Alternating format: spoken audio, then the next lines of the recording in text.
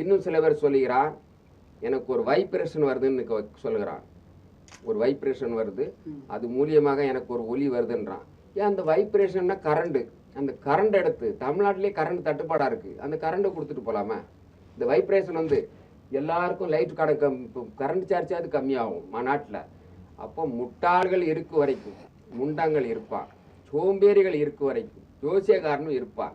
இறக்க பிறந்தவன் நீ இறக்கமின்றி வாழ்ந்து பலனென்ன கண்டாய் என்பதுதான் இந்த யாகோவனுடைய கணக்கின்றி நான் ஒரு வழிபோக்கன் என்றால் எல்லாம் தெரிந்தவன் அறிந்தவன். சமய சந்தர்ப்பாதி அல்ல. அதுக்காக நான் கடவுள், நான் அவதாரம், சர்க்கஸ் ஆட எனக்கு தெரியாது, கற்றுக்கொள்ளும் கலையல்ல, காம குரோதங்கள் பண்ணிக்கிட்ட கூற்று அது.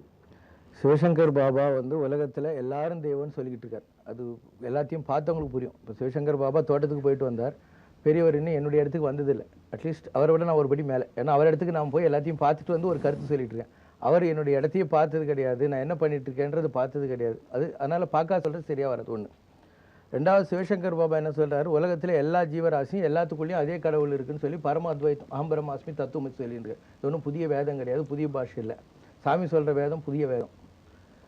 மூணாவது, இப்போ ஒரு நார்மலான விஷயத்தில் சிவசங்கர் பாபா சொல்லுகிற விஷயங்கள் 50 லட்சம் பேர் 60 லட்சம் பேருக்கு டெய்லி புரியுது. சாமி சொன்ன விஷயம் இது வரைக்கும் யாருக்கு புரிஞ்சதுன்னு சாமிக்கும் புரிஞ்சு யாராவது உலகத்தில் இருந்தாலும் அவனுக்கு தான் வெளிச்சம். மூணாவது, நம்ம சொல்கிறது நம்ம அறிவை காட்டுறதுக்காக சொல்லலை, மற்றவருக்கு புரியறதுக்காக சொல்கிறோம். அடுத்தது, மக்களுக்கு உழைப்புன்றார். அவர் உழைப்புன்னு சொல்கிறது அவர் பிஸ்னஸ் பண்ணிக்கிறத சொல்கிறார். ஏன்னா அவரே சொல்லியிருக்காரு, நான் ஜனங்களெல்லாம் பார்க்க மாட்டேன், நான் உனக்காக வரல உலகத்தில், ஞாயிற்றுக்கிழமை அரை நாள் அது கூட வெளியிலே இருக்கணும், தண்ணி கொடுப்பேன் சாப்பிட்டு போகணுன்னு. தண்ணி ஒன்றும் சும்மா கொடுக்கல, அவர் 25 ரூபாயிலிருந்து 35 ரூபாய் கொடுக்குறாரு. நீ 24 மணி நேரம் உழைச்சி நாட்டுக்கு என்னடா பண்ண? இல்ல இல்ல, அறிவோட பேசுறான், பொய் சொல்லக்கூடாது. பொய் சொல்றதுனால தான் பிரச்சனை. நான் பேசல, நான் பேசுறப்ப அவர் பேசக்கூடாது. இவன் தன்னை ஒரு பெரிய ஆள் நீ மதிச்சுக்கிட்டு இவன் தூண்டி விட்டுக்கிட்டு இருக்கான். அதான் உங்களுடைய கருத்துக்களுக்கு நீங்க சொன்னபோது நான் வாய் மூடிட்டு இருந்தேன்ல, இப்ப நான் சொல்றபோது நீங்க வாய் மூடிட்டு இருக்கணும். அதான் மரியாதை தானே. அது பேசுறபோது நீங்க கேட்டுக்கிடுங்க, அதான் வயசுக்கு மரியாதை. அப்போ இல்ல அவர் பேசுனது நான் கேட்டேன் இல்லையா, நடுவில் குறுக்கிடல, அவரும் பேசக்கூடாது. அப்போது தன்னை பற்றி ஒரு அதீதமான விஷயங்கள் எல்லாம் சொல்லி கொண்டிருக்கிறவர், உலகத்தையே நான் தான் படித்தேன் காத்தன்லாம் சொல்லி கொண்டிருக்கிறவர், என்ன குறை சொல்லக்கூடாது. நான் அதை விட கம்மி ஸ்டேட்டஸில் தான் என்னை பற்றி சொல்லிக்கிட்டு இருக்கேன். இன்னும் வந்து அவர் யாரையும் கடவுள்னு ஒத்துக்கல. நான் உலகத்தில் எல்லாரும் கடவுளையா, எல்லாரும் கடவுளாட்டம் வாழ கற்றுக்கோங்கன்னு சொல்லிக்கிட்டு இருக்கேன்.